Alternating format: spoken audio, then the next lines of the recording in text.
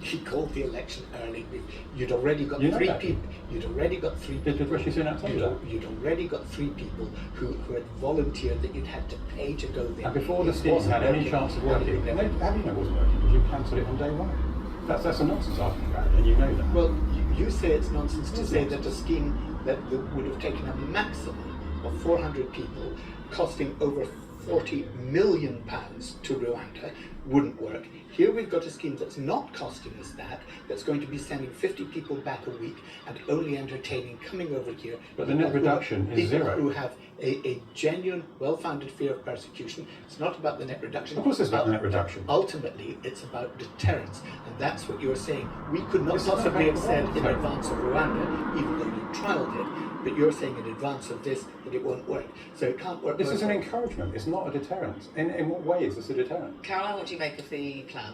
So we will find out more this afternoon, and I think it is definitely a positive step forward, but it can't obviously be the end. It needs to be the beginning, and we absolutely need to work together. I think though what we have to do is we have to take it back to the people again, and we have to take it back to humanity. You know, the migrants are not a political pawn, they are people. And I think when I see the images day in and day out coming into the newsroom, on television, on streaming, and I see the desperation of people clambering onto the boats, I mean, it's unimaginable. But do you think they should be deterred? Yes, I think we do need to deter. However, I actually do believe this is a positive step. And again, I think you have to look at the people. You know, these are mothers, fathers. Who in their right mind would want to get onto a boat like that if they didn't feel that they had to? It's a disgrace, a disgrace.